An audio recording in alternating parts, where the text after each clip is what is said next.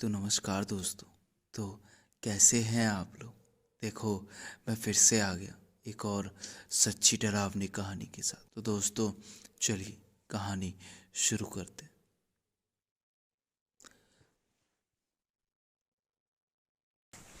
मैं चंडीगढ़ में रहता हूँ और ये कहानी मेरी मम्मी ने बताई थी।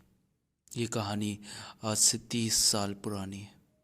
मेरे एक मामा थे जो कि तब हरियाणा रोडवेज में काम करते थे, लेकिन किसी कारणवश उनको नौकरी से निकाल दिया गया। अब उन्हें अपनी फैमिली का घर पालना था, इसीलिए उन्होंने एक ऑटो ड्राइवर का जॉब किया।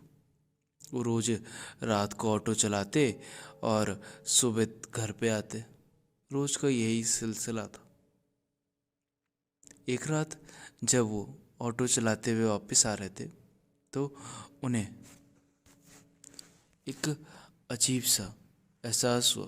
करीबन रात के 12 से 1 बजे थे। उन्हें एक औरत मिली जो कि बहुत सी सजी धजी हुई थी। उसने मामा से कहा कि मुझे मिशन हॉस्पिटल तक छोड़ दोगे क्या।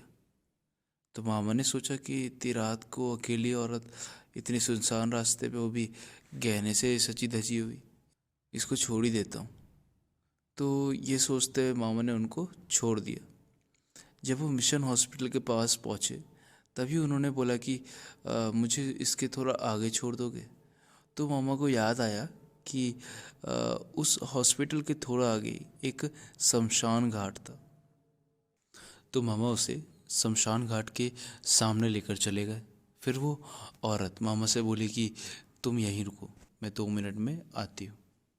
जब वो वापस जाने लगी तो मामा ने देखा कि उसकी दोनों टांगें उल्टी थी। तो मामा समझ गए कि यार ये तो चुड़ैल है। तो मामा ने तुरंत बीड़ी जलाई और वहाँ से तो फटाक से वहाँ से अपने ऑटो लेके निकल गए। मामा किसी तरह घर पहुँचे। घर पहुँचने के बाद मामी तो घर पे थी नहीं, मामी मायके गई हुई थी। तो फिर अगले दिन जब मामा के घर पे नानी आई हुई थी तो नानी ने मामा का वो हाल देखा। वो समझ गई। उन्होंने तुरंत ही एक पीर बाबा को बुलाया। उन बाबा ने उसका इलाज शुरू किया। तो मामा ने उन्हें सारी बात बताई। तो उन्होंने बताई कि उन्हें एक औरत मिली थी सुनसान रास्ते पे, वो चुड़ैल थी। तभी वो बूढ़ा सा पंडित एक चुड़ैल की वेश में बदल गया और चिल्लाते हुए बोला कि एक गंभीर और डरा देने वाली आवाज़ में बोला, तू जिससे मदद मांग रहा है ना, वो कोई पंडित नहीं है, वो भी मैं हूँ। और उस रास्ते पे मिलने वाली औरत भी मैं थी। मैंने तुझे बस इसीलिए छोड़ दिया क्योंकि लिए मेरे गुरु ने मुझे मना किया था। उन्होंने मुझे कहा था कि तू एक बहुत सच्चा दिल का आदमी है, इसीलिए मैंने तुझे कुछ भी नहीं किया। मगर तूने ये बात अगर किसी और को बताई तो मैं तुझे जिंदा नहीं छोड़ूंगी। और इस समय उनके साथ उनकी माँ भी थी। मगर उस दिन के बाद से उस चुड़ैल ने कभी उन्हें परेशान नहीं किया। तो दोस्तों, बस यहीं तक थी कहानी।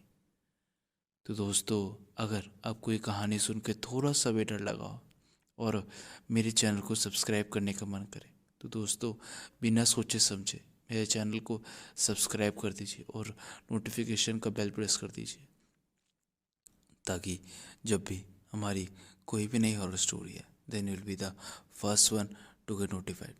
तो दोस्तों, तब तक के लिए आपसे अलविदा लेता हूँ और फिर लौटूंगा एक ऐसी ही सच्ची डरावनी कहानी के साथ। तब तक के लिए thank you and have a nice day. Bye bye.